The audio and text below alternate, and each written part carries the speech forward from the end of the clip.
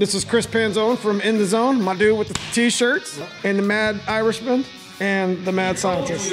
And we wasted time. You know it's true. Don't say it! Before I start doing some suplexes.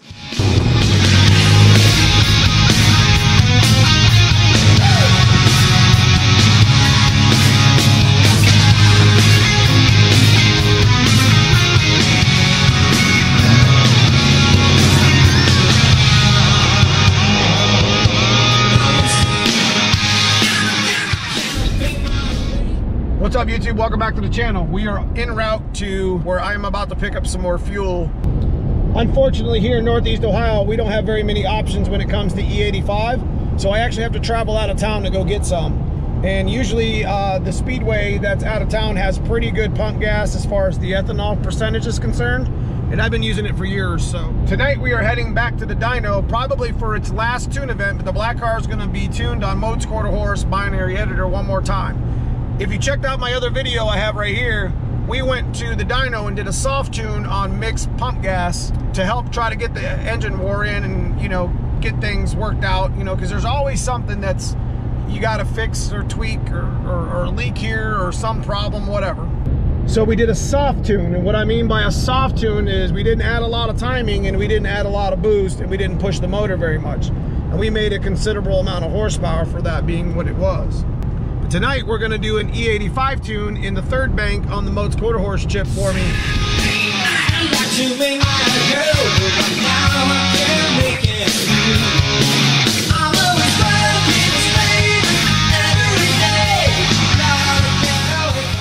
Alright, so we are here at the Flex Fuel Pump here in Mentor. I used to bring a 55-gallon drum up and I used to fill it up, but it was a metal drum, and I decided to start just putting it in just plastic containers, little 5-gallon, 6-gallon plastic containers, and storing it instead of driving around in my trailer with this huge monstrosity of a metal jug full of E85. So got my little trusty tester. This is a little cheap thing that I've had forever.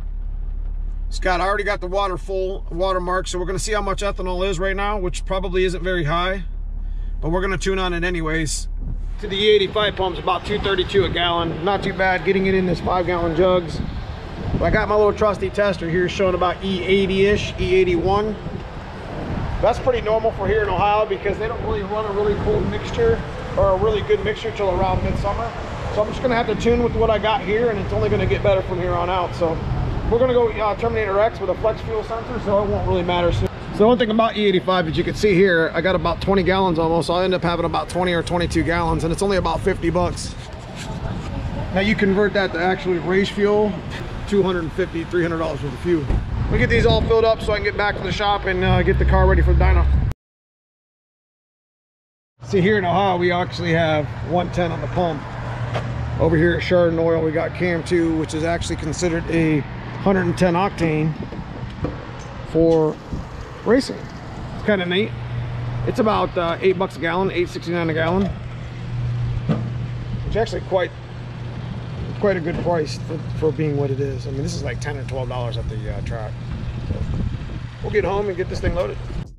All right, so looks like we have finished what we got to do. Be honest with you guys, it's always something. You always got to be messing with something. I finally got the A9L put in, and I had to change the ECT sensor over because the ECT sensor was hitting my fuel rail. So what I did was I modified the sensor, soldered and filled it, and then ran just a little Radio Shack connector clip here for my injector harness for the ECT stick. Because last week I was messing with the car and one of those pinouts came out that I was trying to hook up to the ECT, and it fried my A9L. I got my fuel ready. We're gonna get it over there. We're gonna get it drained. We're gonna get it set up and strapped down, and we're gonna start making some corn fuel power here in just a little bit. So once again, we're over here headed to TI Dyno, and I'm gonna give you a pre-dyno prediction. We're gonna probably, with E85, it allows me to add a little bit more timing, a little bit more boost. It is a safer fuel. It burns cooler, it makes the engine burn cooler. It's not bad. We'll probably end up adding, maybe adding the Grim Speed boost controller to it and see what it does, see what it likes there. And maybe adding some timing, maybe add 10% power or something. That's usually a rule of thumb. But it consumes a lot of fuel, so we'll find out. Well, let's get over here to TI Dyno, get this car unloaded because these guys are waiting on me. So enough talking, let's get busy. I say never know what you roll up on when you come here to TI Dyno. Got roused. Was this here last time, Dave? What are you doing to that? What are you doing? Is this that V6 you had on the on that engine stand in my other video? It was sitting right here? I have absolutely no idea. Man, you are just a forgetful person. How old are you? It's not important to me.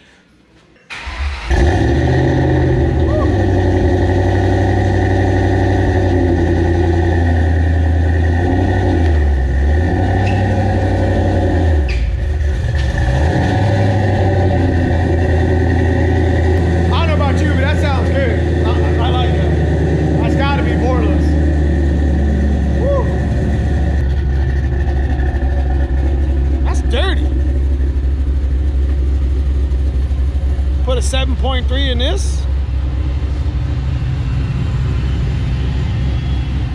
Dude, that is you. That is you, bro. All right, so we'll take a look. What is that? Flow Masters? Yep.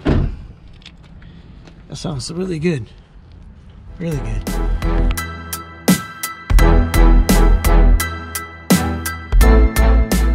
So we got the car in it. We got the car finally into the dyno, and we're going to be switching fuels now.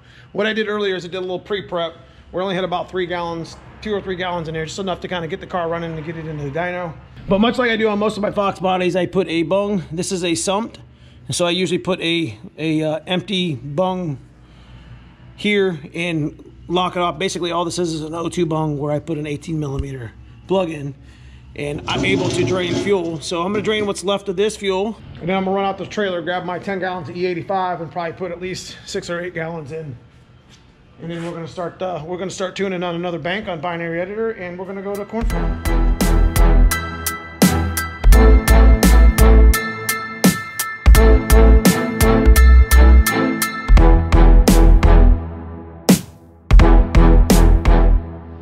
Now remember, I built this exhaust to where I could take the cutout out.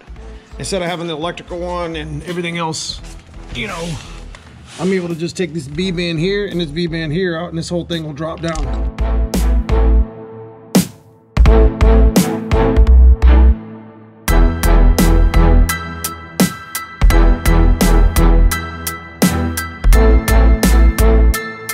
So there you have it. Little section, no big deal. Set it over here to the side. I'm not real sure why my V-band broke. A cheap junk. Give me a quality 3-inch.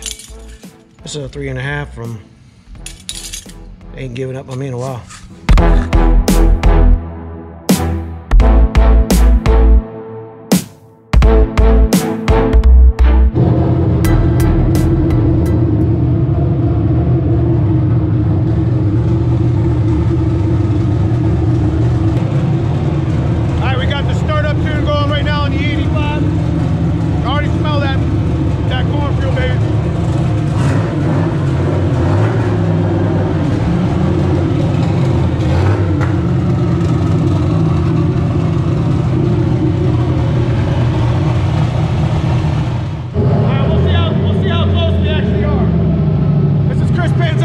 T-shirts. InTheZoneGames.com. What's up? No fucking way. You got an air pocket. Yeah, I know I got an air pocket, but it's back there.